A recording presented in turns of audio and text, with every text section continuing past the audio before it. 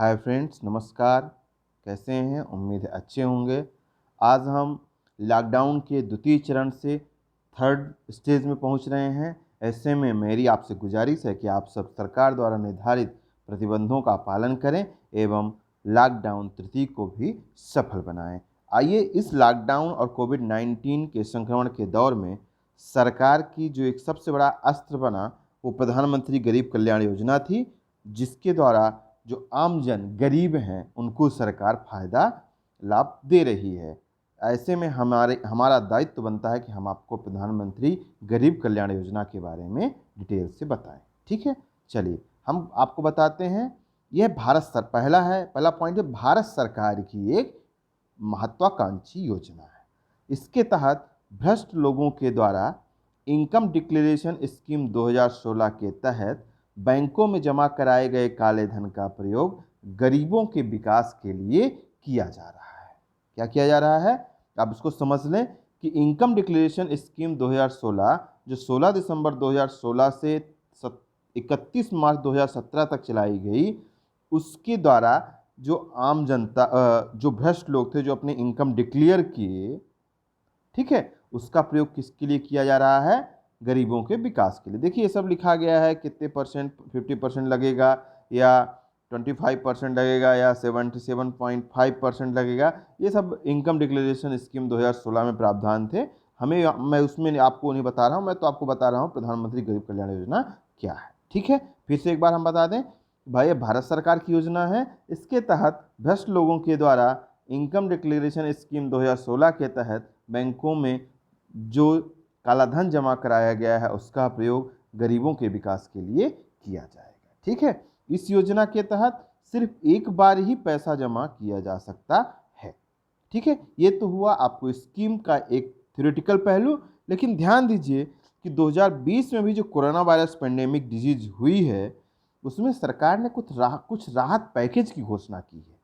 क्या किया है? राहत पैकेज की घोषणा की है।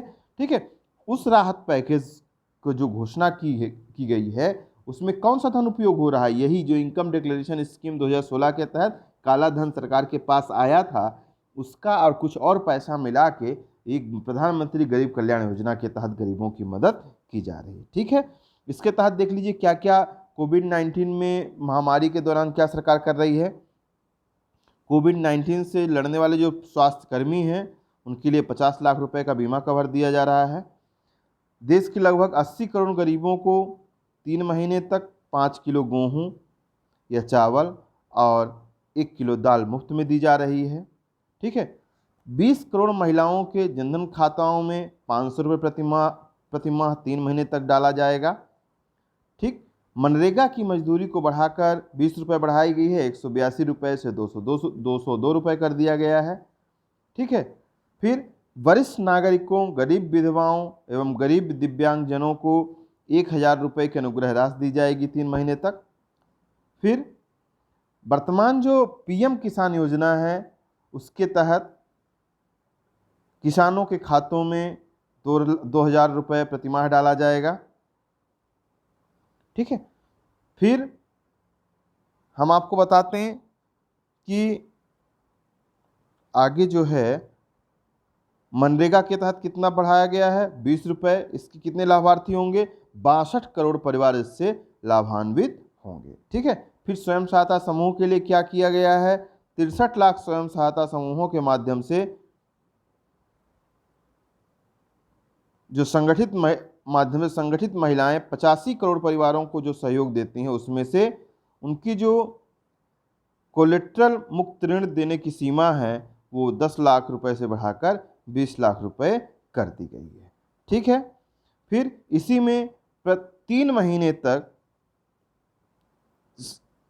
जो उज्ज्वला योजना के तहत जो गैस आवंटित की गई थी, उनको 3 महीने तक मुफ्त उज्ज्वला योजना की गैस सिलेंडर दिया जाएगा। ठीक है, 100 से फिर अगला है 100 से कम कामगार वाले प्रतिष्ठानों में प्रति माह 15,000 रुपये से कम पारिश्रमिक पाने वालों को अपना यदि रोजगार खोने का डर है तो उनके लिए भी सरकार अगले 3 महीनों के दौरान पीएफ खातों में उनके मासिक पारिश्रमिक का 24% भुगतान करने का प्रस्ताव किया गया है। ध्यान दीजिए दोस्तों, वर्तमान में जो कोविड-19 का दौर चल रहा है, लॉकडाउन का दौर चल रहा है, जिसमें हमारी भारतीय इकोनॉमी, भारतीय सोसाइटी पूरी तरह से काफ़ी दबाव में है। और ऐसे में सरकार द्वारा जो हमारे गरीब हैं, जो वंचित हैं, जो गरीब महिलाएं हैं, जो वृद्ध हैं, जो जिनका रोजगार छिन गया है, उनके लिए देश में मांग को बढ़ाए रखने के लिए, देश के में जो गरीब व्यक्ति हैं उनके सर्वाइवल के लिए ये पूरी मदद सरकार कर रही है। तो कहा जा सकता है कि इस आपदा के दौर में या स्वास्थ्य आपातकाल के दौर में प्रधानमंत्री गरीब कल्याण योजना हमारे लिए एक ब्रह्मास्त्र साबित हुई है, जिससे आमजन को कुछ सपोर्ट मिला है। ठीक है, धन्यवाद दोस्तों।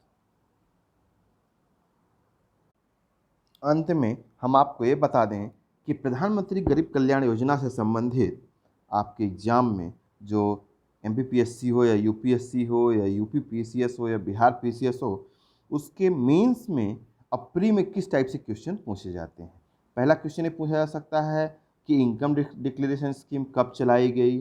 ठीक है, फिर इनकम डिक्लेरेशन स्कीम के बाद ये पूछा जाएगा प्रधानमंत्री गरीब कल्याण योजना क्या है।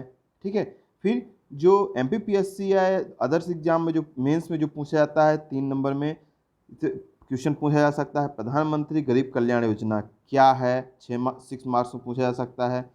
3 मार्क्स में पूछा जा सकता है प्रधानमंत्री गरीब कल्याण योजना।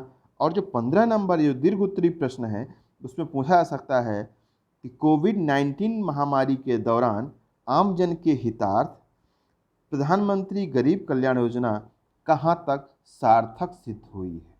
ठीक है दोस्तों, ध्यान दीजिएगा, जो मैं पूरा ऊपर विश्लेषण दिया हूँ उसके आधार पे आप क्वेश्चन लिखें और अपने आप को एनालिसिस, क्वेश्चन को आंसर लिखें और एनालिसिस करें कि आप कहाँ तक सफल हुए हैं।